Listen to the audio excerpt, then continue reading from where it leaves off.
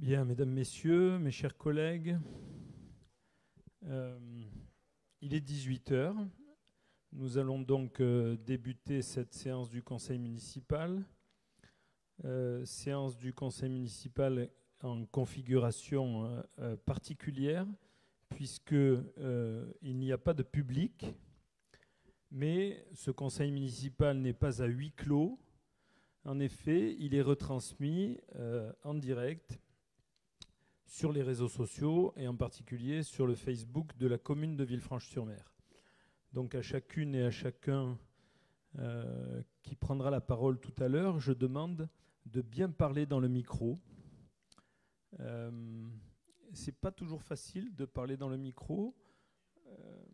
Voilà, en gros, il faut faire un petit peu comme faisait Johnny Hallyday.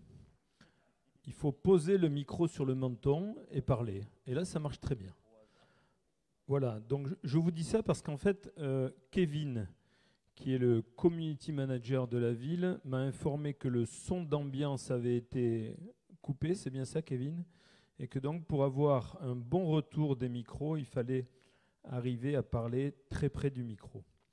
Voilà, donc je vous remercie de votre présence. Je salue tous les Villefranchois qui sont sur les réseaux sociaux.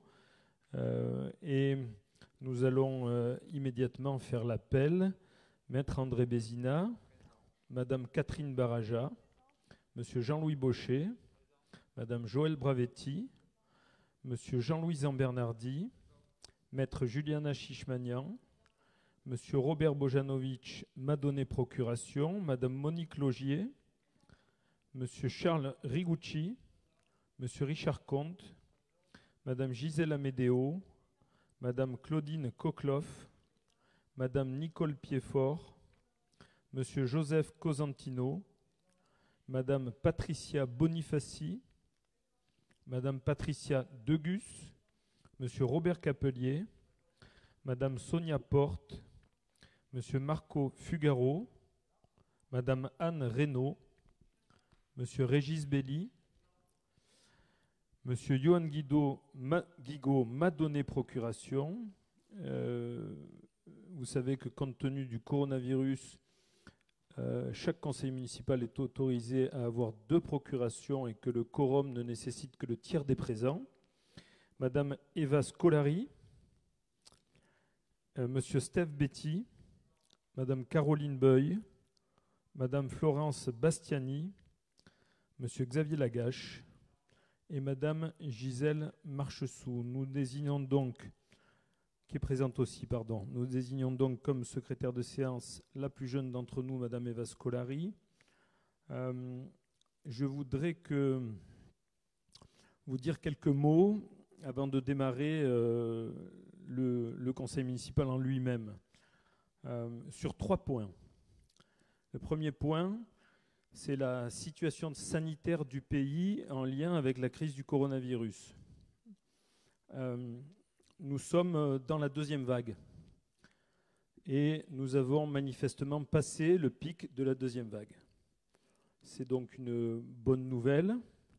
Nous sommes aussi dans le 2e confinement et nous allons bientôt passer à une évolution de ce confinement que le gouvernement ne souhaite plus appeler le déconfinement, mais plutôt une adaptation des mesures de confinement. Donc vous avez lu ici et là, et je crois que le président prendra la parole ce soir, demain, pardon.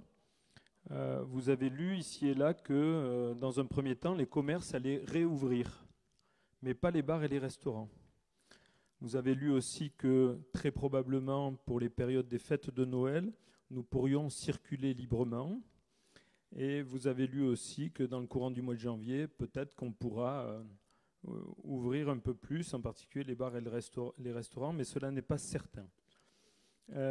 Vous avez lu également qu'il va y avoir sous peu des possibilités de se faire vacciner et qu'il y a aussi des incertitudes sur les vaccinations de la part d'une certaine partie de la population, des inquiétudes, je dirais même. Je veux rappeler juste une chose, c'est que le virus circule toujours, il circule moins, et que si un vaccin est bientôt au point, il sera important de se faire vacciner. Je voulais juste vous donner un exemple. C'est la tuberculose. La tuberculose, c'est un médecin allemand qui a trouvé le bacille responsable de la tuberculose, le bacille de Koch. Et c'est un Niçois qui a trouvé le vaccin. C'est Monsieur Calmette. Il y a un lycée à Nice, le lycée Calmette. Et Monsieur Calmette, il a trouvé le BCG, Calmette et Guérin, le bacille de Calmette et Guérin. Et ce BCG, il a été mis au point en 1921. Et là, on va bientôt être en 2021. Donc je pense que 100 ans après le vaccin de la tuberculose, qui a été obligatoire pendant un certain temps, qui ne l'est plus désormais. Et je pense que ce n'est pas une bonne chose que le vaccin de la tuberculose ne soit plus obligatoire, parce qu'on voit de plus en plus de tuberculose à Nice. Et je vois Florence Bastiani qui, manifestement, ne me donne pas tort. Les populations ont un petit peu changé, et donc il y a des maladies anciennes qui ont une résurgence, qui reviennent.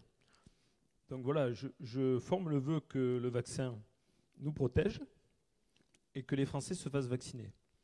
Et bien sûr, il y aura une grande responsabilité là-dedans du président de la République, Emmanuel Macron, et du gouvernement. On ne peut pas imaginer qu'en France, en 2021, si un vaccin s'avère efficace contre le coronavirus, la population française ne puisse pas être vaccinée efficacement et rapidement. Ça, c'est la première chose que je voulais vous dire sur le coronavirus.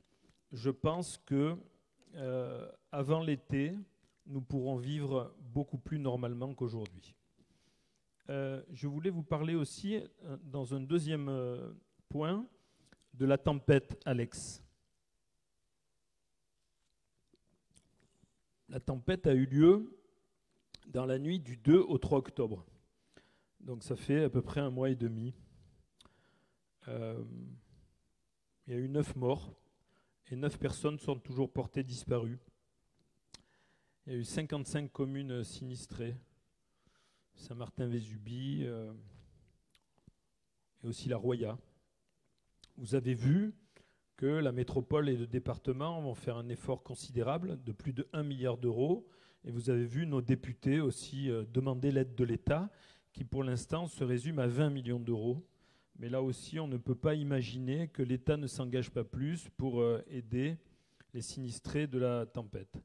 Je voudrais dire qu'il y a eu un fort élan de solidarité ici même, à Villefranche et dans toutes les villes. Je voudrais dire que nous avons participé, tous les Villefranchois, à aider dans la vallée de la Vésubie, dans la vallée de la Tinée, dans la vallée de la Roya. Et je veux vous remercier toutes et tous qui avez donné ou qui avez œuvré pour l'aide aux sinistrés. Je voulais vous dire aussi que sur les plages de Villefranche, en particulier, il y a eu beaucoup de solidarité et que le samedi 17 octobre, nous étions probablement plus de 300 à nettoyer les plages, aussi bien à Rochambeau qu'à la Darse, qu'aux Marinières et jusqu'à Grasseuil. Et là aussi, je voulais toutes et tous vous remercier. Je voulais saluer l'action des services de secours, de la police, de l'armée, des bénévoles, des associations. Et je pense que bon, le travail n'est pas terminé, mais en tout cas, il y a eu énormément de solidarité à travers tout le pays.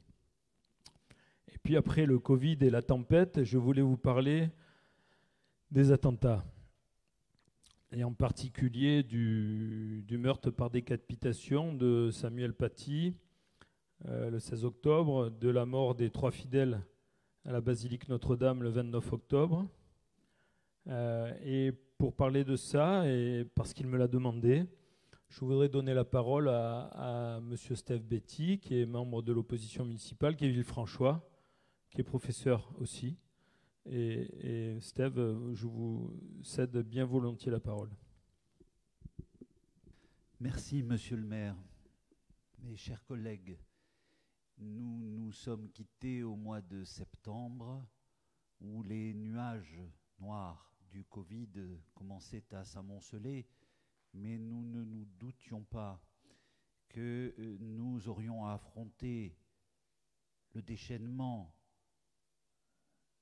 des conditions climatiques, mais également le déchaînement de la haine. À 2 reprises, nous avons été endeuillés. À Nice, les 3 personnes, les 3 fidèles qui ont été sauvagement assassinés. Et avant ces 3 personnes, le meurtre de Samuel Paty, notre collègue professeur d'histoire-géographie. Et vous pensez bien qu'en tant que professeur agrégé d'histoire-géographie, j'ai vécu cet épisode de manière extrêmement douloureuse. Nous avons tous souffert durant cette affaire-là parce que nous sommes des républicains, nous sommes des citoyens particulièrement attachés à l'école, particulièrement attachés à notre histoire, et sans doute à Villefranche plus encore qu'ailleurs, car à Villefranche, notre mairie est un lieu d'histoire. Villefranche, et je sais que vous le dites souvent, monsieur le maire, Villefranche, c'est l'histoire. Mais nous sommes aussi touchés parce que nous avons un lien tout à fait particulier avec les professeurs à Villefranche. On a une association des anciens élèves qui entretient cette mémoire, et nous avons tous dans notre cœur le souvenir de nos professeurs. Et c'est vrai que suite à cet attentat épouvantable où Samuel Paty a perdu la vie, j'ai eu une pensée pour tous mes collègues. J'ai eu une pensée pour les collègues du conseil municipal. Et pardonnez-moi si j'en oublie, j'ai pensé à notre collègue professeur Anne Reynaud, j'ai pensé à notre collègue Nicole Piedfort, j'ai pensé à vous-même, monsieur le maire, qui êtes professeur de médecine, j'ai pensé à notre collègue Florence Bastiani, j'ai pensé à Gisèle Marchessou, directrice honoraire de l'école maternelle de Villefranche, j'ai pensé à nos disparus, j'ai pensé à monsieur Trojani, Paul, directeur honoraire de l'école de Villefranche, j'ai pensé à notre ami Fernand Barbieri, qui avait été à Villefranche, puis ensuite et qui a dirigé l'école de Beaulieu-sur-Mer. J'ai pensé à madame Bellion, également directrice honoraire de l'école de Villefranche, et dont la fille a disparu il y a quelques jours. J'ai pensé à cette cérémonie dont monsieur le maire me rappelait le souvenir. Il y a 25 ans, je venais de réussir le CAPES et m'apprêtais à présenter avec succès l'agrégation, et notre ami Jean-Louis Pagnotta avait organisé avec les anciens élèves une cérémonie pour honorer les professeurs, et je me suis retrouvé, c'était très très émouvant. Il y avait encore la madame Bellion, il y avait également monsieur Mouramble. Alors monsieur Mouramble était directeur de l'école de Villefranche autour de 1930. Et c'était quelque chose de très émouvant parce qu'il y avait mon grand-père qui avait été élève de M. Mouramble, M. Mouramble et sa fille qui était sur le point de partir à la retraite, une collègue professeure d'anglais. Je pense à tous les jeunes, un peu moins jeunes en tous les cas, qui exercent encore aujourd'hui. Je pense à mes anciens élèves, je pense à mes condisciples et notamment à madame Cécile Trojani, professeure agrégée de lettres, avec qui j'étais en classe au lycée Masséna. Pardon pour cette énumération, et doublement pardon, elle est peut-être un petit peu fastidieuse, elle est aussi incomplète, et je suis sûr que j'ai oublié quantité de gens, d'autant que, et cela je le sais, chacun dans sa position est professeur. Marco, dans sa carrosserie, accueille des apprentis, il est professeur pour ses apprentis, et on pourrait ainsi multiplier les exemples. Tout cela pour dire que cet épisode tragique nous a touchés dans ce que nous avons de plus cher, parce que le souvenir de l'école publique, mais aussi l'école privée confessionnelle, je n'oublie pas, et personne n'a oublié, sœur Emma, sœur Marie du Bon Pasteur et les maîtresses du Sacré-Cœur. Pardon, c'est un fonctionnaire de l'éducation nationale et qui rend également hommage à l'école du Sacré-Cœur. Ils sont tous dans notre cœur. Ils sont tous dans notre cœur. Et à l'image de Samuel Paty, à l'image des 3 martyrs de la basilique Notre-Dame de Nice, ils resteront toujours dans notre cœur parce que ce sont eux, au fond, les dépositaires et ce sont eux qui nous transmettent, nous ont transmis et continueront à transmettre les valeurs de la République, ce qui a fait notre histoire, ce qui a fait la grandeur de la France, mais également de notre commune chérie, Villefranche-sur-Mer.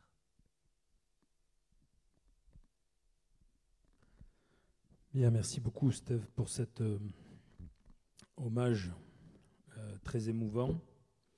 Je voudrais rajouter à cela que Ginette Bellion, née Scolari, belle-fille de Madame Bellion, ancienne directrice de l'école, avant mon papa, est décédée le 18 novembre, que Ginette était une Villefranchoise bien connue et estimée de tous, qu'elle était une ancienne conseillère municipale, qu'elle a été élue en 2001 dans l'équipe de M. Grogoja, où elle s'est occupée des affaires scolaires, qu'elle a été réélue en mars 2008, qu'elle était membre du conseil d'administration du CCAS, qu'elle a démissionné de ses fonctions le 3 septembre 2010 et qu'elle était, jusqu'à il y a très peu, membre de l'atelier communal de sculpture animé par Marie-Adamo Bronson.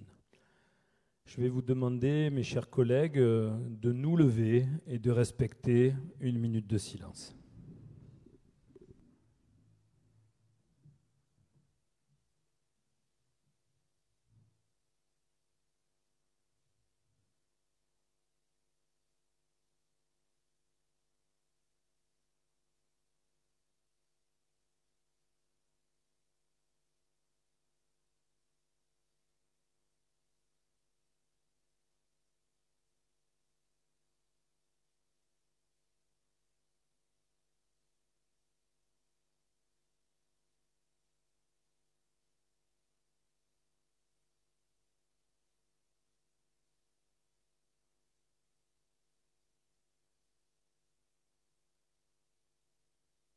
Merci. Vous pouvez vous asseoir.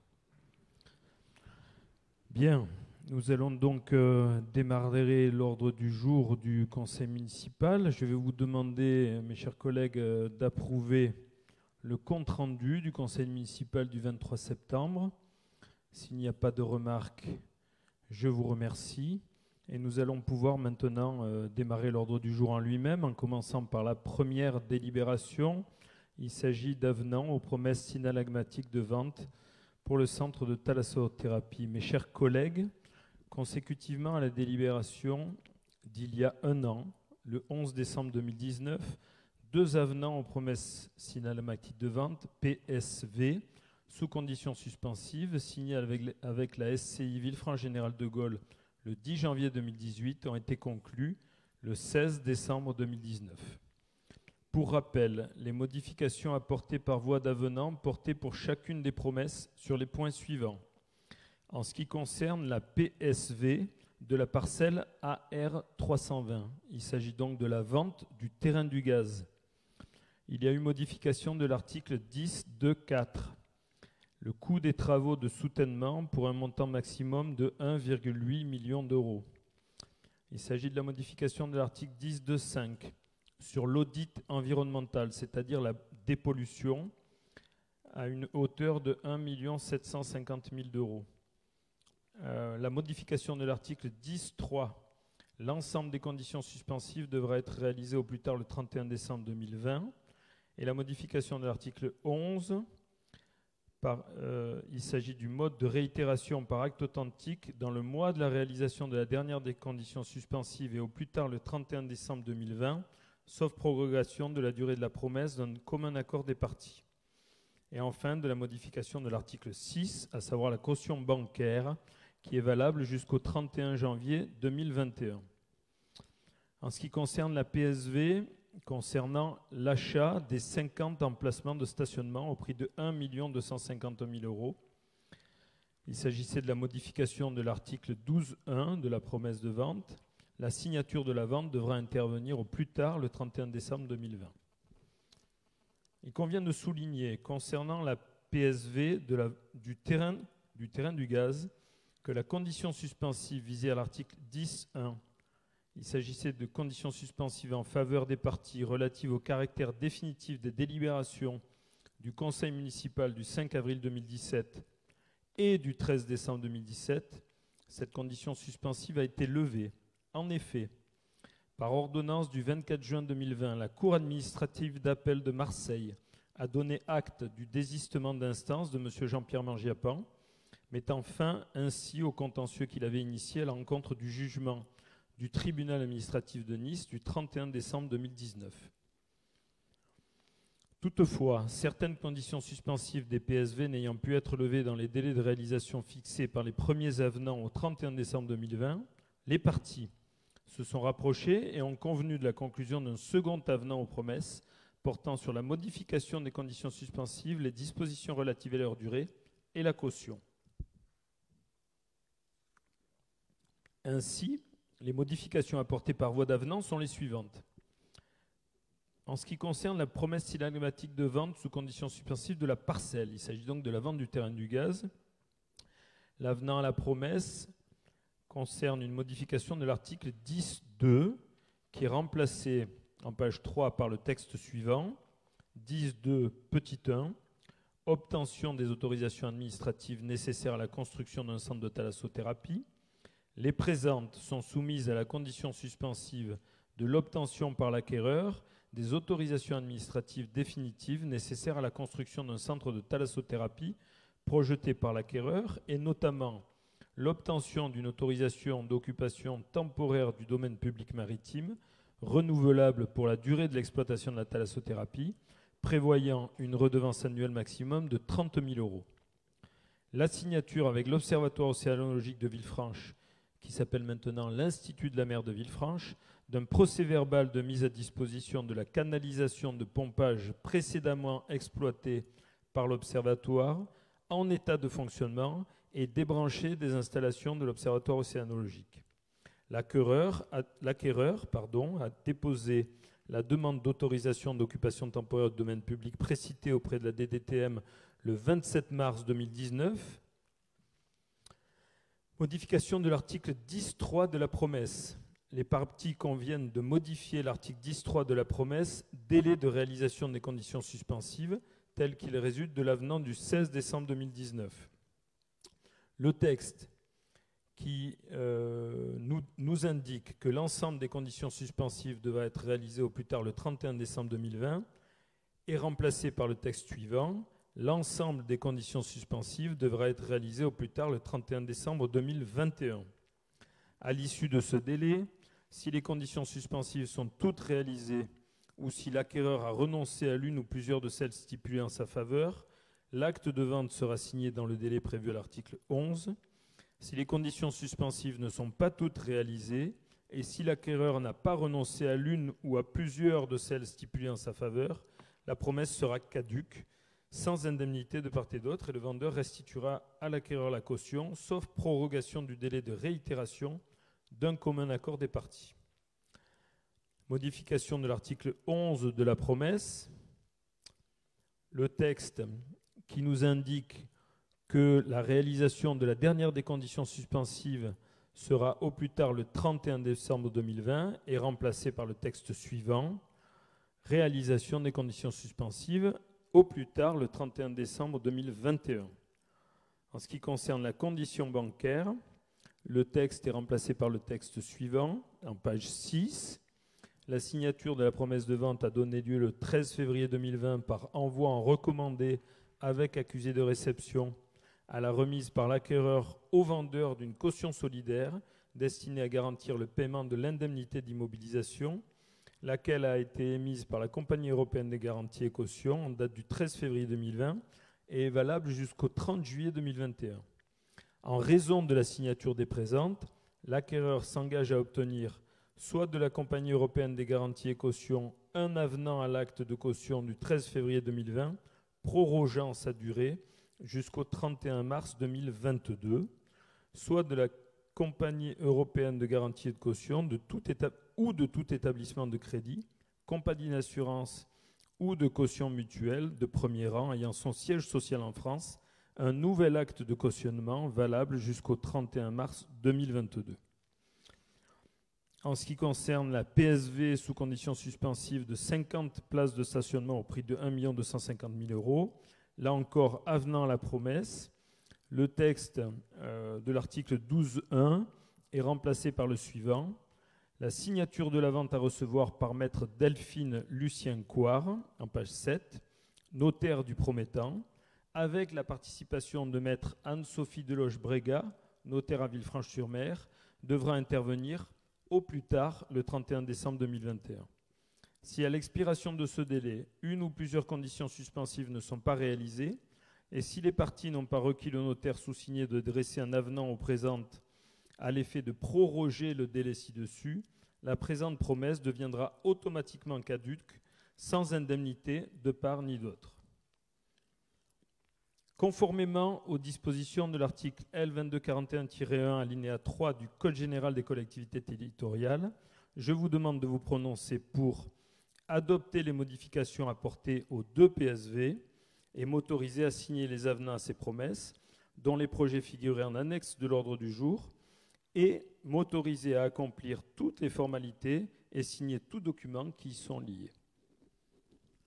Voilà, mes chers collègues, est-ce que quelqu'un souhaite prendre la parole? Monsieur Betty.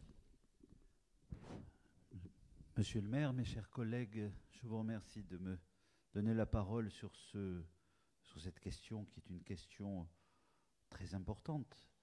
La question donc du centre de thalassothérapie. Cette question et ce vote me permet très rapidement de faire un rappel historique sur le positionnement de l'opposition justement par rapport à ce projet thalassothérapeutique. À l'origine, l'opposition old school, dirons-nous, était dans un premier temps favorable.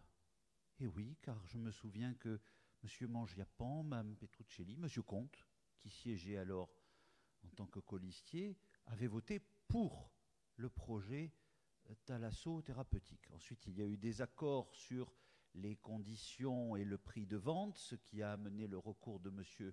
Mangiapane, lequel recours, comme vous l'indiquiez, monsieur le maire, a été enlevé. Pour ma part, et je tiens à le dire parce que beaucoup de Villefranchois m'interpellent, m'écrivent ou me disent dans la rue, mais au fond, mais tu trouves la thalasso formidable, tu l'appelles de tes voeux, presque j'en rêve la nuit. Voilà. Alors disons les choses, ce projet thalassothérapeutique n'était pas notre projet. C'est le projet de monsieur le maire Christophe Trojani. Quel que soit le sentiment que ce projet ait pu susciter, doute, scepticisme, hostilité, peu importe. Ce projet de centre thalassothérapeutique, il en est question depuis la campagne municipale, non pas la dernière, mais la précédente. C'est-à-dire que ça fait 7 ans qu'on en parle, et à 2 reprises, que cela nous plaise ou non. Les Villefranchois et les Villefranchoises ont voté. Ils ont, en élisant M. Christophe Trojani, en élisant sa liste et en lui donnant une majorité, ils ont adopté ce projet thalassothérapeutique. Qu'il me plaise pas trop ou qu'il me plaise beaucoup, ça n'y change rien.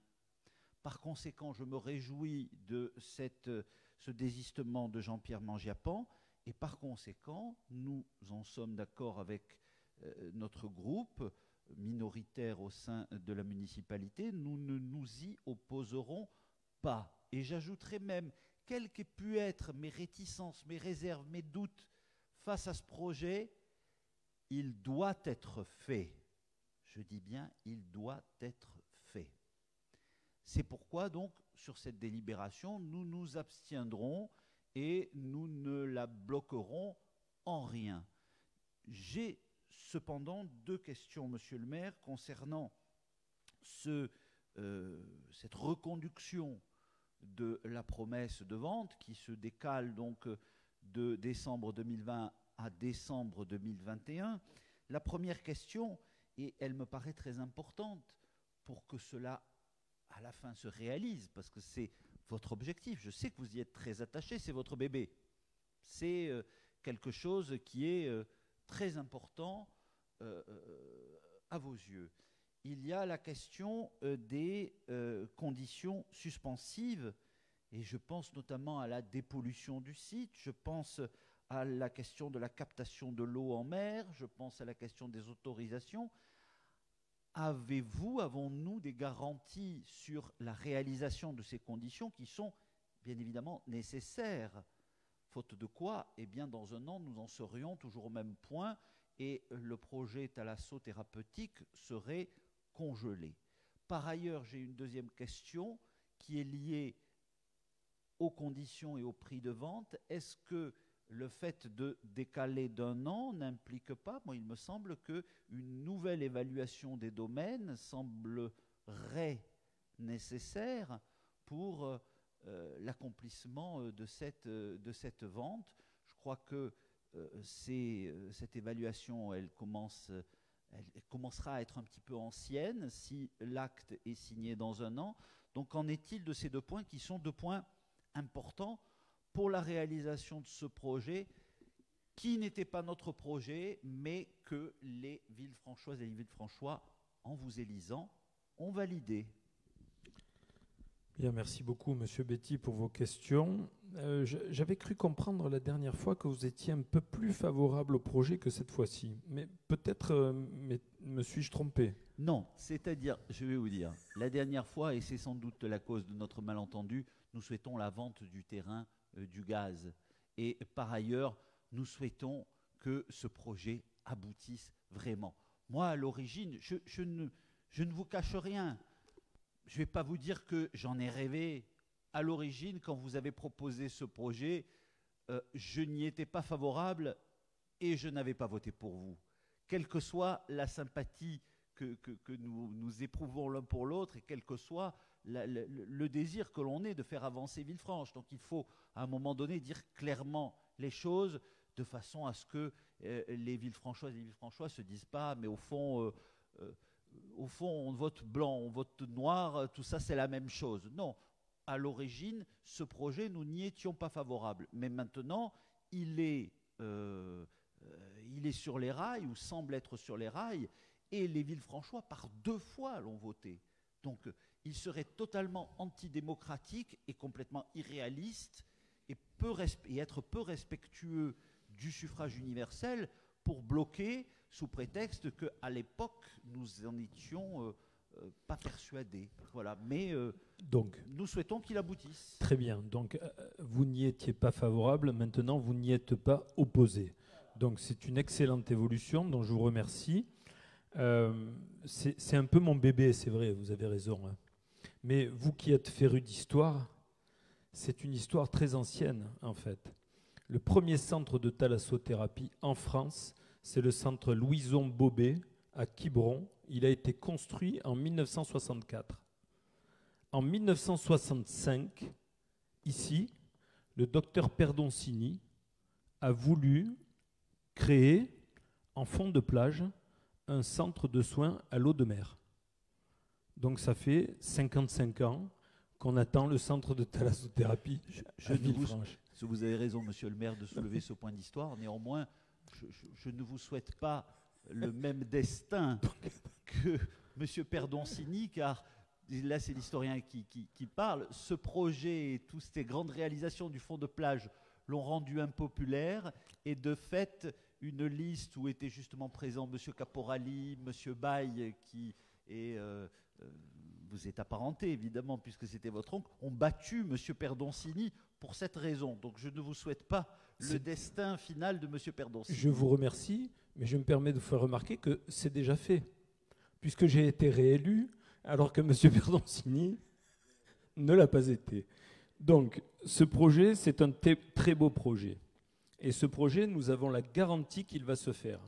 Simplement, nous avons reçu la lettre de la Cour administrative d'appel de Marseille confirmant le désistement de M. Mangiapane le 24 juin 2020. Et à ce jour, aujourd'hui, en pleine crise du coronavirus, il n'aura échappé à personne que les projets sont un petit peu à l'arrêt. Et donc, le groupement porteur du projet et les investisseurs associés nous ont demandé une prorogation de la promesse de vente. Je vous précise également que nous avons reçu le 8 septembre 2020 un avis favorable concernant des services de l'État, donc de la Direction départementale des territoires et de la mer, concernant l'occupation du domaine public et donc concernant l'occupation du domaine public maritime et donc concernant le tuyau de pompage qui va permettre à l'eau d'arriver jusqu'au centre de thalassothérapie. Donc sur l'eau, sur l'arrivée de l'eau, nous avons des garanties. Sur la dépollution, nous avons aussi des garanties, puisque cette dépollution qui avait été évaluée au départ à 500 000 €, elle est désormais comme promesse de vente, comme condition suspensive à la promesse de vente, à hauteur de 1 750 000 €. Ce 1 750 000 € de dépollution sera intégralement pris en charge par le groupement. C'est ça que ça veut dire. Donc on a là aussi obtenu plus d'1 million supplémentaire concernant cette dépollution. Enfin, en ce qui concerne l'évaluation des domaines, cette évaluation des domaines qui est valable 1 an a déjà été prolongée d'1 an. S'il est nécessaire que nous redemandions au domaine une nouvelle prolongation, nous le ferons. Habituellement, les domaines prolongent sans modifier leur évaluation. Si c'était le cas, si une nouvelle évaluation était faite, je ne souhaiterais pas que l'évaluation des domaines fasse diminuer le prix du terrain en temps de crise. Et donc, je serais déjà heureux que nous obtenions 9 millions de la vente de ce terrain, ce qui permettra de désendetter complètement la commune de Villefranche. Ce que je veux vous dire aussi, et ce que je veux apporter comme information au conseil municipal et aux Villefranchois, c'est que j'ai reçu, il y a 15 jours, en mairie, une délégation de la métropole Nice-Côte d'Azur que m'a fait venir Anne Reynaud, avec en particulier le docteur Richard Chemla, qui est l'adjoint à l'environnement de la ville de Nice et qui est chargé de l'environnement pour la métropole, et le professeur Xavier Latour, qui est le doyen de la faculté de droit et qui est responsable du développement économique de la métropole. Et il souhaite que le projet de thalassothérapie fasse intégralement partie du projet de développement économique de la ville de Villefranche.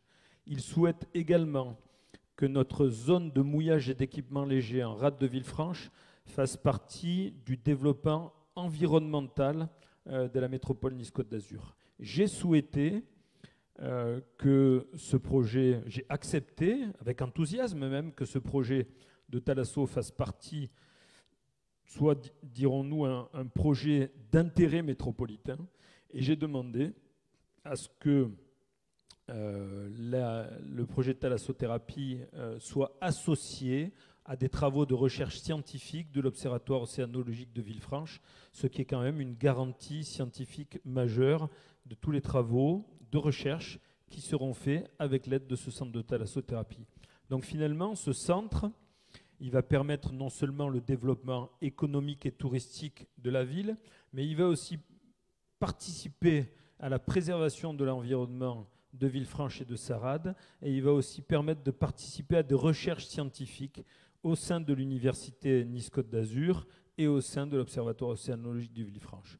Donc je pense vraiment que c'est effectivement un bébé qui nous concerne tous, parce que en plein hiver, à Villefranche-sur-Mer, vous aurez des gens qui viendront de loin pour la thalassothérapie, et puis vous aurez aussi du tourisme local, et on a bien vu en temps de pandémie que le tourisme local, c'est d'une importance capitale pour nos communes. Donc voilà, Monsieur Bétis, que je pouvais répondre à vos questionnements, et moi je suis vraiment très heureux que l'opposition municipale ne soit pas opposée à ce projet. Est-ce qu'il y a d'autres questions ? Pas d'autres questions ? S'il n'y a pas d'autres questions, nous allons donc passer au vote concernant cette délibération. Qui est contre ? Qui s'abstient? Nous avons donc 5 abstentions. Madame Marchessou, c'est bien ça? Très bien. Qui est pour? Merci beaucoup. Nous allons donc pouvoir passer au point numéro 2 à l'ordre du jour. Il s'agit du bail à réhabilitation Solam pour l'immeuble 5 rue du Vallon. Mes chers collègues, la commune de Villefranche est propriétaire d'un immeuble cadastré AP 424, 5 rue du Vallon, composé de 4 logements. Il s'agit de 3 studios et d'un T4. Cet immeuble est donné à bail à réhabilitation à la SA HLM Solam depuis le 11 juillet 1997. Ces logements de type PLAI sont occupés et comptabilisés dans le parc locatif social. Ce bail ayant pris fin, la Solam a sollicité la commune pour la conclusion d'un nouveau bail à réhabilitation d'une durée de 12 ans. Ce bail donnera lieu à conventionnement au titre de l'article L351-2 du Code de la construction et de l'habitation relatif à l'aide personnalisée au logement. Ce bien nécessite des travaux de rénovation dont le montant a été estimé à 100 000 euros. Compte tenu de la vocation sociale de ce projet, je vous propose de mettre à disposition par bail à réhabilitation l'immeuble cadastré AP 424 au profit de la SA HLM Solam aux conditions suivantes. Durée du bail, 12 ans, qui commencera à courir le jour de la conclusion par le preneur d'une convention prévue à l'article L351-2 du Code de la construction et de l'habitation précité. En fin de bail, retour des constructions et des améliorations dans le patrimoine de la ville. Montant hors taxe des travaux honoraires de maîtrise d'œuvre inclus à engager par le preneur, 90 630 euros hors taxe, soit 100 000 euros TTC. Redevance annuelle, le présent bail est consenti sans versement de loyer, compte tenu de la prise en charge par le preneur des travaux pour un montant de 90 000 euros hors taxe. Et je vous propose de m'autoriser ou mon représentant à signer le bail à réhabilitation dont la rédaction a été confiée à maître Anne-Sophie Deloche-Brégat, notaire à Villefranche-sur-Mer, ainsi que tout document afférent à cette opération, en précisant que le projet de bail était joint en annexe à l'ordre du jour. Est-ce qu'il y a des questions? Pas de questions. Concernant cette délibération, qui est contre? Qui s'abstient? Qui est pour? Merci beaucoup. Nous passons au point numéro 3. Il s'agit de l'exonération de redevance d'occupation du domaine public pour le 4e trimestre 2020. Mes chers collègues, par délibération du 10 juillet 2020, le conseil municipal avait décidé d'exonérer de redevance d'occupation du domaine public communal les artisans et les commerçants tels que les bars, restaurants, marchands, forains, taxis au titre des 2e et 3e trimestres 2020. L'état d'urgence sanitaire a été déclaré par le décret numéro 2020-1527 du 14 octobre 2020 et les dispositions des décrets 1262 du 16 octobre et 1310 du 29 octobre prescrivant un 2e confinement national ayant pour conséquence la fermeture administrative des commerces et des établissements recevant du public comme les bars et les restaurants ou autres artisans ou commerçants qui occupent de manière ponctuelle ou annuelle le domaine public communal. Sylvie, vous me corrigerez, je n'ai pas dit non essentiel, parce que ça ne me plaît pas, non essentiel. Il faut que je dise non essentiel quand même? Non, ce n'est pas un bon terme.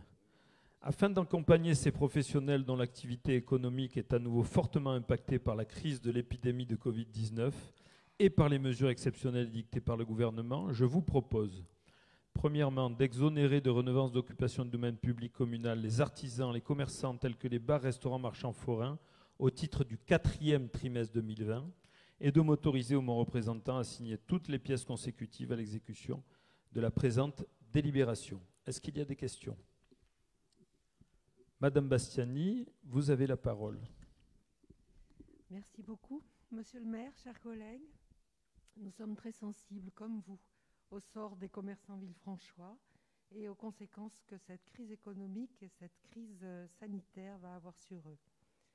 Vous évoquiez tout à l'heure que la délibération de juillet, c'est le 24 juin que cette décision exonérant les commerçants de cette taxe d'occupation du domaine public pour les deuxième et troisième trimestres avaient été discutés au conseil municipal. Et à l'époque, nous étions intervenus pour regretter que cette décision ne recouvre pas toute l'année et donc ne soit pas étendue au dernier trimestre. C'est donc chose faite ce soir, nous en sommes très heureux et nous vous en remercions. Malgré tout, dans l'énoncé de cette disposition et dans l'énoncé des commerces qui pourront y prétendre, je cite, artisans et commerçants tels que les bars, restaurants, marchands forains, points de suspension. Ces points de suspension nous ont fait réfléchir et nous aimerions avoir des précisions sur les commerçants qui vont être intéressés par cette disposition. En effet, le sort des commerçants à Villefranche est très disparate. Il y a ceux qui sont ouverts, ceux qui sont fermés, les commerçants non essentiels qui, pour certains, ont quand même fermé, les commerçants essentiels qui, non, c'est le contraire, les commerçants essentiels qui, pour certains, ont fermé et les non essentiels qui sont, pour certains, restés ouverts et font de la vente à emporter. Les commerçants qui ont des terrasses sur les quais qui ont été exemptés de la redevance d'occupation du domaine public maritime jusqu'à la fin de l'année par le domaine maritime. Et donc, ça crée un flou qui nous paraît préjudiciable et qui est une porte ouverte à l'arbitraire dans les décisions. Et par souci d'équité, nous aimerions avoir des précisions sur ce que cachent ces 5 points de suspension. Et pourquoi pas étendre cette disposition à tous les commerçants qui sont redevables de cette taxe. Voilà, nous sommes, vous l'avez compris, très favorables à cette disposition. Si vous nous apportez les éclaircissements que nous souhaitons, bien sûr, nous la voterons. En l'absence de ces dispositions et ces éclaircissements, nous serons contraints de nous abstenir. Bien, merci beaucoup. Peut-être que cette délibération n'est pas parfaitement claire. En fait, il s'agit de tous les commerçants, tous les artisans, tous ceux qui ont une terrasse, tous ceux qui occupent le domaine public, tous. Il n'y en a pas un qui paye. C'était déjà le cas au deuxième et au troisième trimestre. Donc nous allons rajouter ce qu'il faut pour que cette délibération soit plus facilement compréhensible. Mais il s'agit de tous les artisans et tous les commerçants, c'est-à-dire il s'agit de toute personne qui paye une redevance au titre de l'occupation du domaine public. Voilà, de façon très précise. Merci beaucoup pour cette réponse, c'est ce que nous espérions. Merci. Je vous en prie. S'il n'y a pas d'autres remarques, qui est contre? Qui s'abstient? Qui est pour?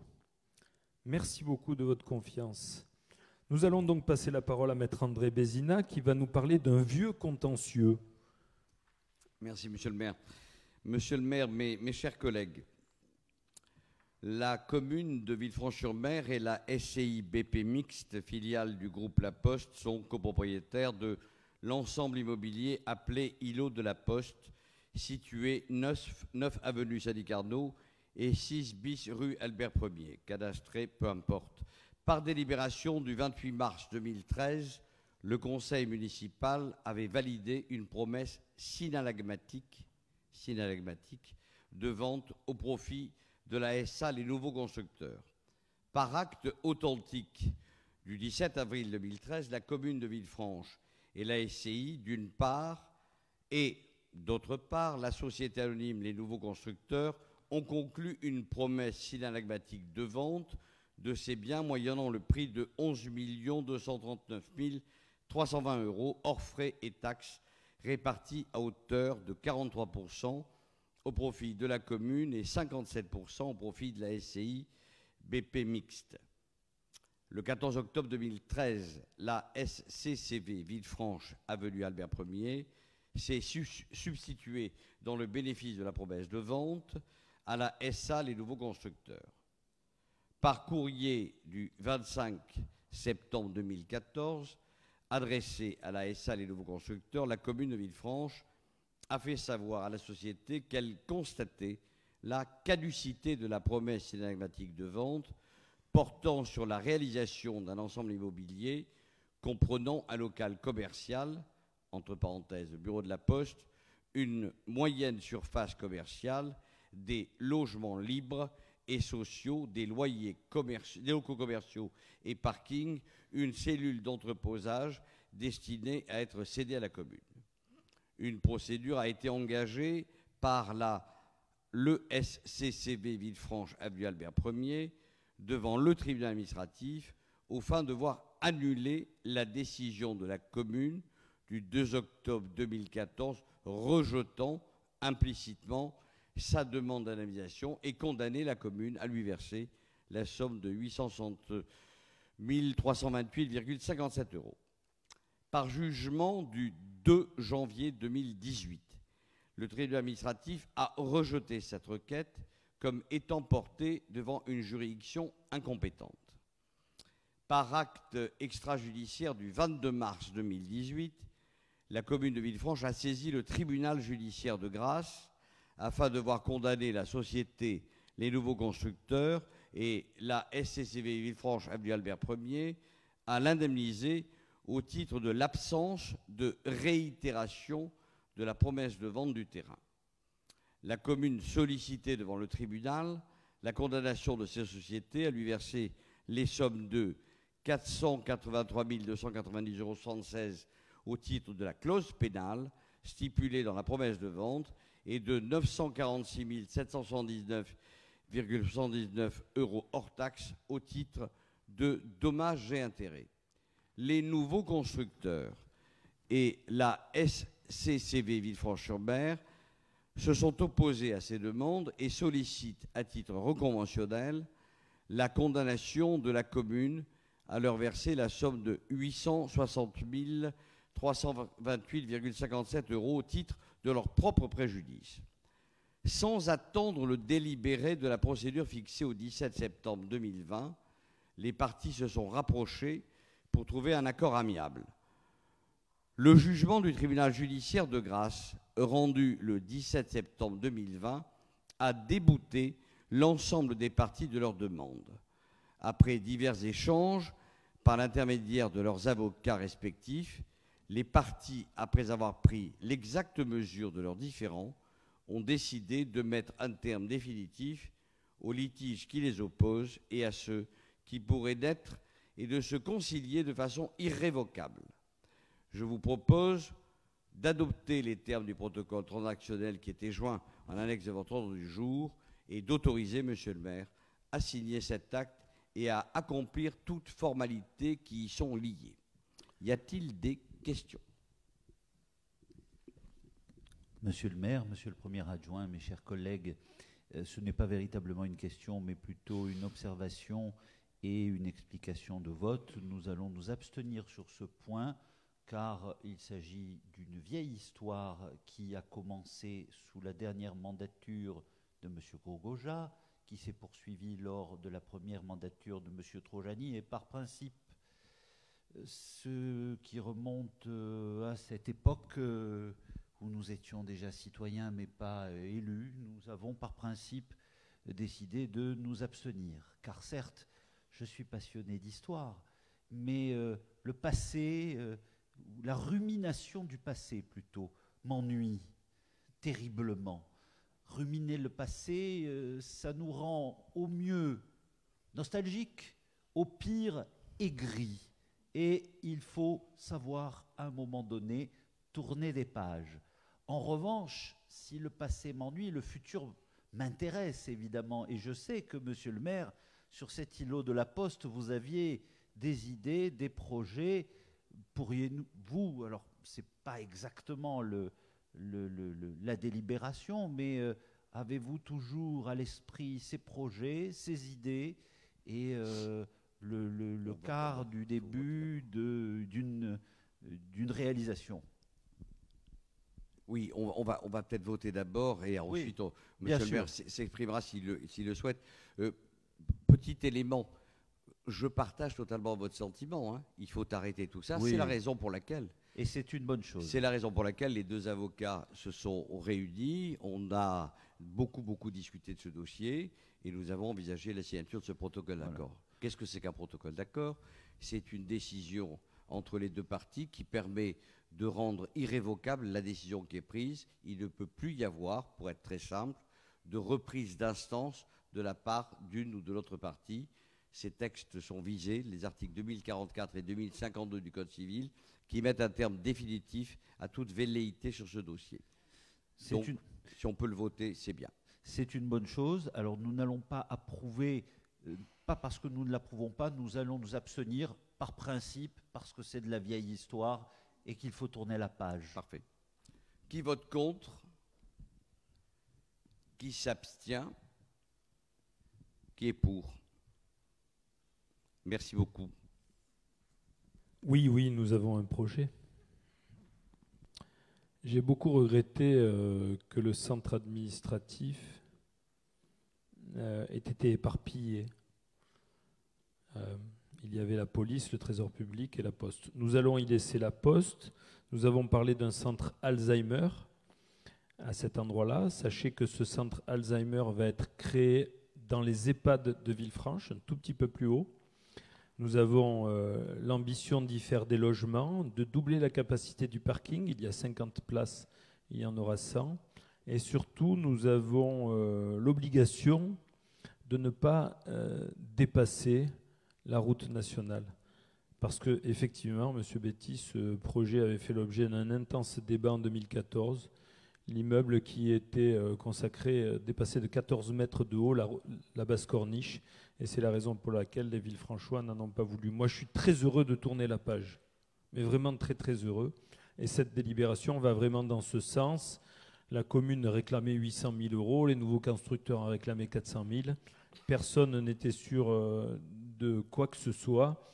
Et donc, j'ai demandé à ce que la partie adverse soit contactée afin que nous puissions terminer sur un match nul, 0 partout. Et on va sur autre chose. Merci beaucoup, Maître Bézina. Nous passons au point numéro 5. Il s'agit du droit à la formation des élus. Merci, Monsieur le maire. Conformément à l'article L. 2123, trait d'union 12 du Code général des collectivités territoriales, les membres d'un conseil municipal ont droit à une formation adaptée à leurs fonctions. Une formation est obligatoirement organisée au cours de la première année de mandat pour les élus ayant reçu une délégation. Lors de son renouvellement, le conseil municipal délibère sur l'exercice du droit à la formation de ses membres. Il détermine les orientations et les crédits ouverts à ce titre. Un tableau récapitulant les actions de formation des élus financées par la commune est annexé au compte administratif. Il donne lieu à un débat annuel sur la formation des membres du conseil municipal. La formation des élus locaux permet à chacun de faire face à la complexité de la gestion locale et à la nécessaire compétence qu'appelle la responsabilité élective. Elle favorise l'acquisition des connaissances et compétences directement liées à l'exercice du mandat local et est dispensée par un organisme agréé par le ministère de l'Intérieur. Le droit à une formation adaptée ne se limite pas à des thèmes en lien direct avec la délégation de l'élu concerné, mais concerne l'ensemble des domaines relatifs à l'exercice du mandat d'élu communal. Les orientations prioritaires proposées sont les suivantes. Premièrement, formation en matière de gestion des politiques locales, entre parenthèses, finances publiques, marchés publics, délégation de services publics, démocratie locale, intercommunalité, etc. Deuxièmement, les formations en lien avec les compétences communales et intercommunales. Troisièmement, les formations visant l'efficacité et le développement personnel, telles que la prise de parole en public, la négociation, la gestion des conflits, la relation aux médias et les technologies de l'information et de la communication. Par ailleurs, au titre de l'article L. 2123-12-1 du CGCT, les membres du conseil municipal bénéficient chaque année d'un droit individuel à la formation d'une durée de 20 heures, cumulable sur toute la durée du mandat. En outre, indépendamment des autorisations d'absence et du crédit d'heure prévu aux articles L2123-1, L2123-2, L2123-4, les membres du conseil municipal qui ont la qualité de salarié ont droit à un congé de formation. Ce congé est fixé à 18 jours par élu pour la durée du mandat. Je vous demande de prendre acte que les membres du conseil municipal ont droit à une formation adaptée à leurs fonctions afin de leur permettre de faire face à la complexité de la gestion locale et à la nécessaire compétence qu'appelle la responsabilité élective, et qu'une formation est obligatoirement organisée au cours de la première année du mandat pour les élus ayant reçu une délégation. Dire qu'un tableau retraçant les actions de formation des élus financées par la collectivité sera annexé chaque année au compte administratif et donnera lieu à un débat au sein de l'Assemblée. Prévoir les crédits nécessaires à ces formations pour l'exercice 2019, un crédit de 2020, de 2020, un crédit de 10 000 € est inscrit au compte 6535. Y a-t-il des questions? Qui vote contre? Qui s'abstient? Qui vote pour? Merci à tous. Bien, merci beaucoup. Nous passons au point numéro 6 par Maître Chichmanian. Il s'agit de la CLECT. Est-ce que vous voulez nous éclairer sur la CLECT, oui. Maître Chichmanian? Merci, Monsieur le maire. Je vais tenter de vous éclairer. La CLECT, c'est la Commission locale des charges transférées qui s'est tenue le 25 novembre 2019 et qui a examiné les transferts des compétences, promotion du tourisme, dont la création d'offices de tourisme, et concession de la distribution d'électricité et de gaz.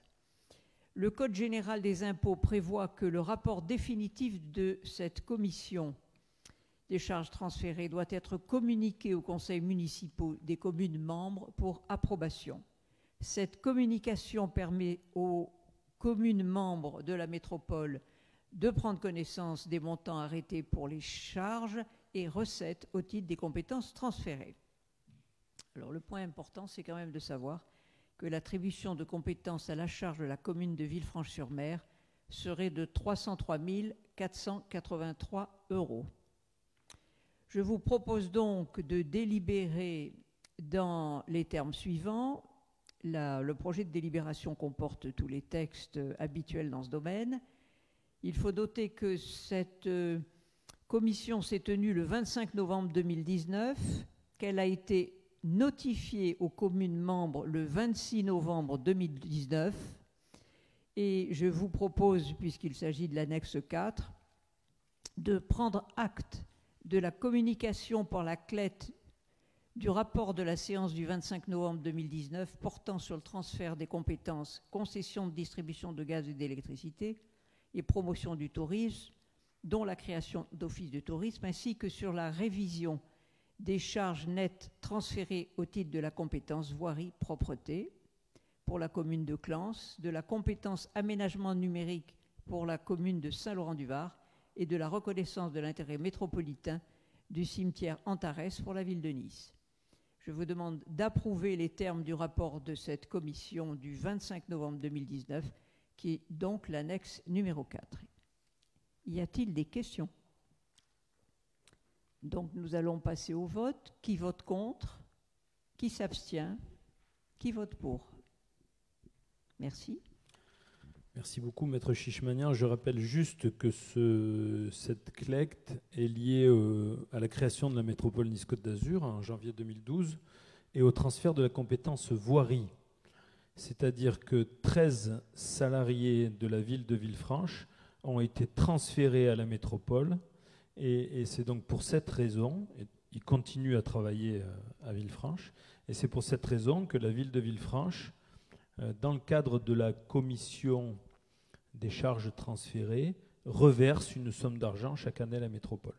Cette somme d'argent en 2018 était égale à 269 000 €, et compte tenu, ainsi qu'en 2017, 2016, 2015, chaque année, et compte tenu du transfert en plus de la compétence tourisme, il y a eu 4 salariés de la ville de Villefranche qui sont désormais, de l'Office du tourisme qui sont désormais pris en charge par la métropole à 75%, ce qui a motivé l'augmentation des charges transférées. Voilà, merci en tout cas d'avoir voté cette délibération. Nous passons au point numéro 7. Il s'agit d'une décision modificative sur le budget principal 2020. Maître Chichmanian. Merci, Monsieur le maire. Le conseil municipal est amené à se prononcer sur cette décision modificative numéro 1 du budget principal qui porte notamment sur les points suivants. C'est sur la demande du trésorier qu'il convient donc de procéder à cette régularisation des amortissements qui datent de 1997 et suivants. Il s'agit des subventions reçues, notamment acquisition de matériel, autres subventions amortissables telles que participation pour non-réalisation de places de stationnement. Il s'agit d'opérations d'ordre de transfert entre sections, égales en dépenses et en recettes, donc qui n'affectent en rien le résultat du budget. Il convient de prévoir des crédits au chapitre 204 subventions d'équipement, destinés notamment au versement de subventions pour la réfection des façades. Les modifications budgétaires donnant lieu à cette décision modificative sont donc les suivants. En section d'investissement, 55 000 €, que vous retrouvez donc en recettes d'investissement, et je rappelle que c'est un transfert entre sections. Et pour les dépenses de fonctionnement, 65 000 €, dont le détail est fourni dans cette délibération, et la recette de fonctionnement est évidemment du même montant, 65 000 €. Le projet de modification numéro 1 est joint à l'ordre du jour, c'est l'annexe numéro 5. Y a-t-il des questions? Nous allons passer au vote. Qui vote contre? Qui s'abstient? Qui vote pour? Merci beaucoup, Maître Chichmanian. Nous passons au point numéro 8. Il s'agit d'une décision modificative concernant le budget annexe 2020 des parcs de stationnement.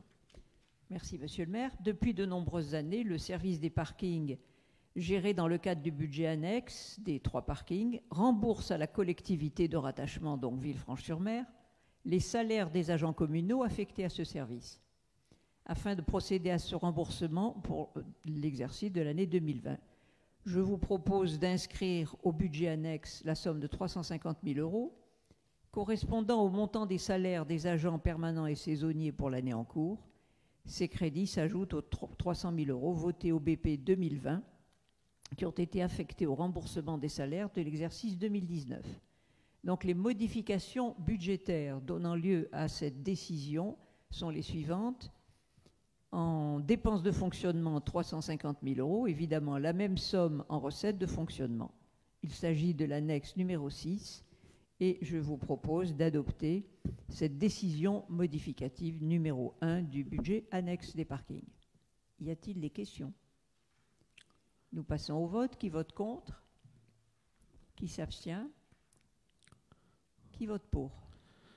Merci beaucoup. Nous passons à la délibération numéro 9. Il s'agit d'une avance sur subvention pour le Centre communal d'action sociale. Maître Chichmanian. Merci, Monsieur le maire. Le Centre communal d'action sociale, comme tous les ans, bien sûr, demande une avance sur subvention pour faire face aux dépenses de fonctionnement qu'il aura à honorer entre le 1er janvier de l'année 2021 et le vote du budget primitif de l'année 2021. Le maire est en droit d'engager, liquider et mandater les dépenses de la section de fonctionnement dans la limite de celles inscrites au budget de l'année précédente. Et je vous propose donc d'accorder une avance de 180 000 € sur la subvention qui sera versée au CCAS pour l'exercice 2021. Y a-t-il des questions? Nous passons au vote. Qui vote contre? Qui s'abstient? Qui vote pour? Merci pour cette unanimité. Le budget annuel est bien de... La subvention annuelle est bien de 940 000 €, c'est Oui. bien ça? Oui, oui. Donc c'est en gros 1/5 du budget annuel. Oui. Très bien. Merci. Nous passons donc au point numéro 10. Il s'agit d'admission de créances en non-valeur. Maître Chichmanian.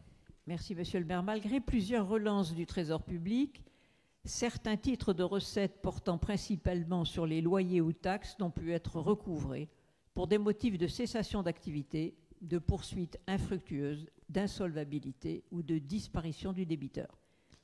Les états de produits recouvrables ont été dressés par le trésorier en vue de leur admission en non-valeur par le conseil municipal, avec unique objet de faire disparaître de la comptabilité les créances irrecouvrables. Ce n'est pas inscrit, mais c'est toujours la même chose. Si les débiteurs revenaient à meilleure fortune, on peut toujours rêver, hein, nous reprendrions les poursuites. Pourquoi pas rêver? Je vous demande donc d'accepter l'admission en non-valeur des titres émis sur le budget principal 2020 pour un montant de 29 991,62 dont le détail figure à l'annexe numéro 7 de l'ordre du jour. Y a-t-il des questions? Nous passons au vote. Qui vote contre? Qui s'abstient? Qui vote pour? Merci beaucoup, Maître Chichmanian. Nous passons maintenant à la programmation théâtrale 2021 et à la collaboration de la commune avec l'association Citadel Arte. Madame Laugier. Merci, Monsieur le maire.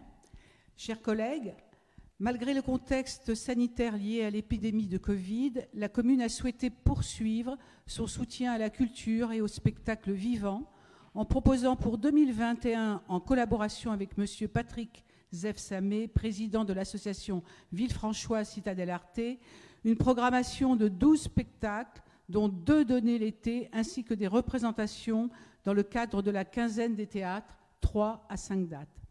Le détail des différents spectacles théâtraux ou musicaux qui se dérouleront mensuellement le samedi du 16 janvier au 18 décembre 2021 était joint en annexe de l'ordre du jour. Un contrat de co-réalisation sera établi pour chaque spectacle entre la ville co-réalisateur, le producteur, la compagnie de spectacle et l'association Citadel Arte. La ville mettra à disposition gratuite ces différentes installations et supportera uniquement les frais d'une partie du personnel de sécurité. Pour chaque spectacle, les recettes seront réparties de la façon suivante. 20% des recettes de billetterie pour la commune de Villefranche-sur-Mer, 70% des recettes de billetterie pour la compagnie qui présente le spectacle et 10% des recettes de billetterie pour la compagnie Citadel Arte. À noter que l'association Citadel Arte sera l'intermédiaire entre la ville et les différentes compagnies. Le prix des places pourrait varier en fonction du spectacle proposé. Prix plancher 10-13 euros, prix médian 12-15 euros, prix plafond 15-18 euros et tarif réduit 5 euros. C'est le public empêché.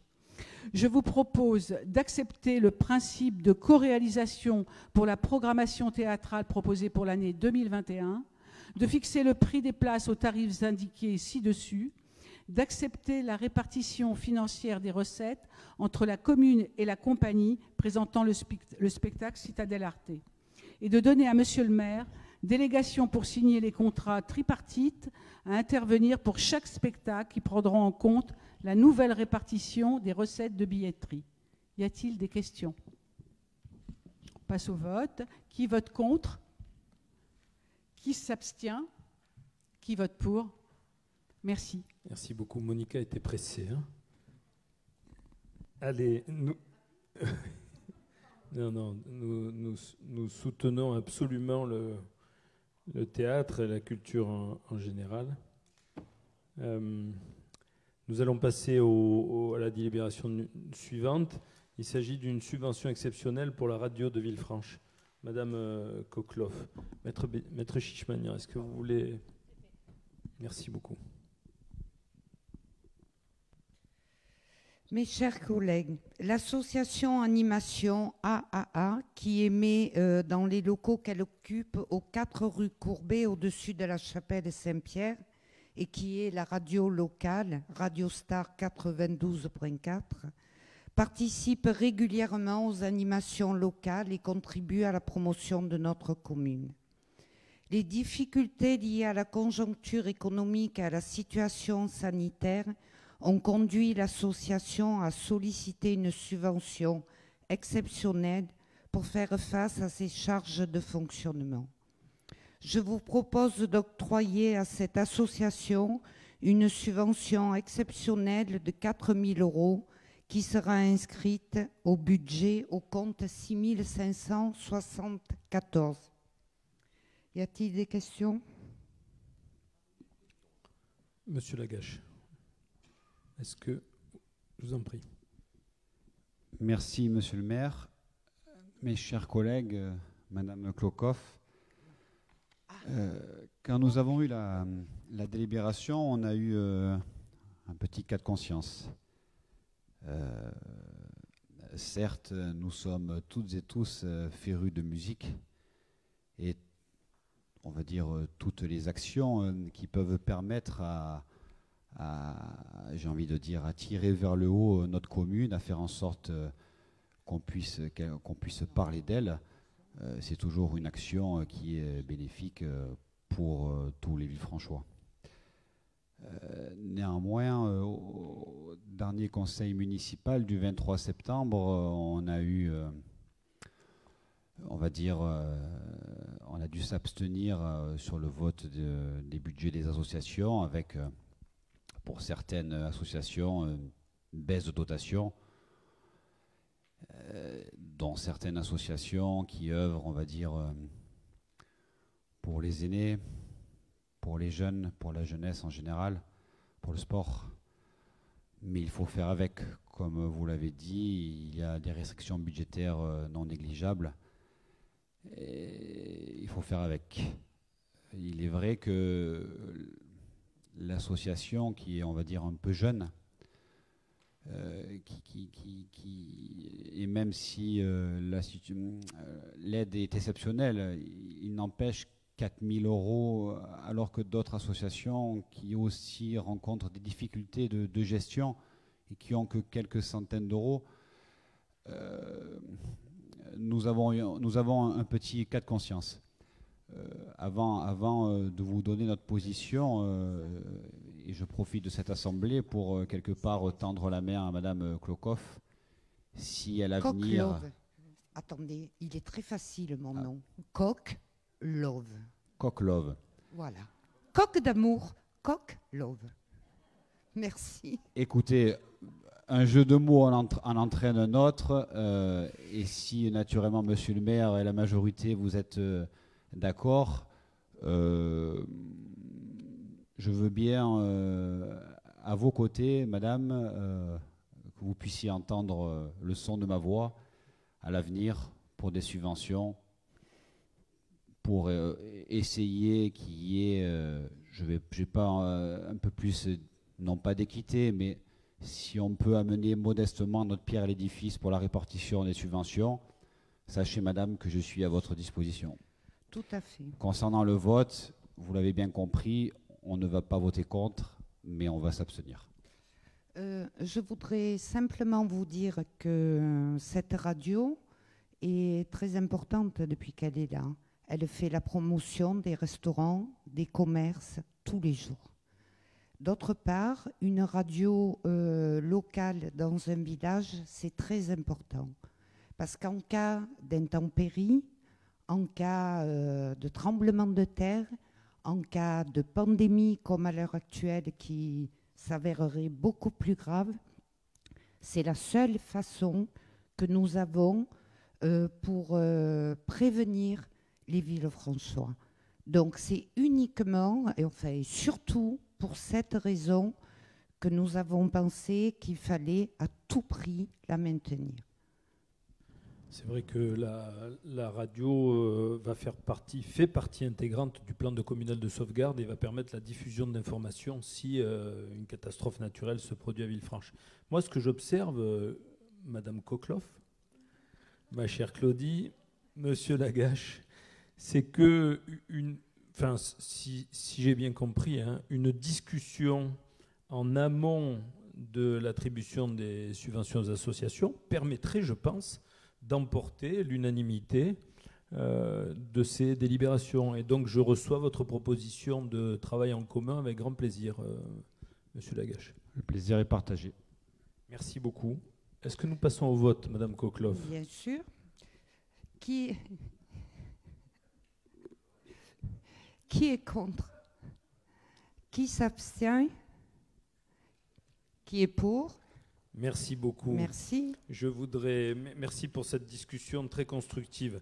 Je voudrais, avant que nous ne nous séparions, vous dire d'ores et déjà que le prochain conseil municipal aura lieu lundi 14 décembre à 18h.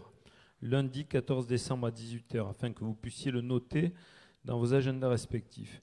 Je voudrais vous dire aussi que nous avions préparé de belles festivités de Noël avec Joël Bravetti et avec toute l'équipe de l'événementiel, et que très probablement nous allons malheureusement être obligés de les annuler. Nous avions prévu le lancement des illuminations, la parade de Noël samedi 5 décembre. Nous avions prévu le bain de Noël, la Muntakala, et même une compétition de nage en eau libre en même temps que la Muntakala et que le bain de Noël. Nous avions prévu le Noël à Saint-Michel, nous avions prévu le repas des aînés, le repas des enfants. Et malheureusement, ces festivités vont devoir être annulées. Je voulais vous dire aussi que les vœux du conseil municipal qui sont prévus, du conseil municipal à la population qui sont prévus le samedi 9 janvier à 17h sont en suspens, puisque à l'heure actuelle, il nous semble difficilement envisageable de faire venir ici, sous le chapiteau de la Citadelle, 600 à 900 personnes, comme c'est le cas depuis plusieurs années.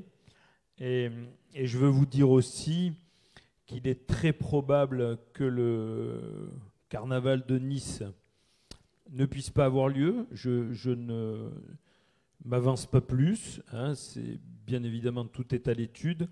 En tout cas, si le carnaval de Nice ne devait pas avoir lieu, vous comprendrez bien que le combat naval fleuri qui se fait le mardi juste après le lundi gras n'aurait pas lieu non plus. Donc voilà, je voulais quand même vous en faire part aujourd'hui. Les illuminations à Villefranche seront éclairées, inaugurées le samedi 5 décembre, c'est bien ça Joël, hein. Il y aura des illuminations, mais nous serons très très probablement réduits à la portion congrue pour les festivités de Noël. Nous avons imaginé des choses pour nous rapprocher de nos aînés, en particulier de ceux qui ont l'aide à domicile, avec le CCAS qui fera un petit panier de Noël, c'est bien ça Catou. Et je peux vous dire que toutes les initiatives venant de chacun d'entre vous sont les bienvenues pendant cette période où il est difficilement envisageable de rester isolé. Je pense qu'il faudra que nous allions au contact de la population, puisque malheureusement, nous ne pourrons pas faire en sorte qu'elle soit rassemblée, et en particulier sous le chapiteau de la Citadelle. Voilà.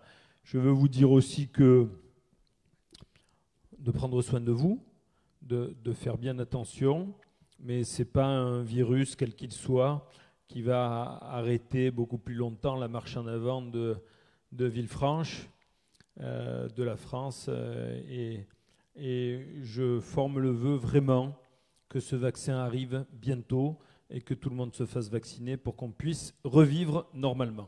Voilà, je vous remercie toutes et tous de votre attention. Je salue les Villefranchoises et les Villefranchois qui nous ont suivis sur Facebook, et je vous dis d'ores et déjà que nous allons nous retrouver ici lundi 14 décembre à 18h, très probablement dans la même configuration. Merci à toutes et à tous, une belle soirée.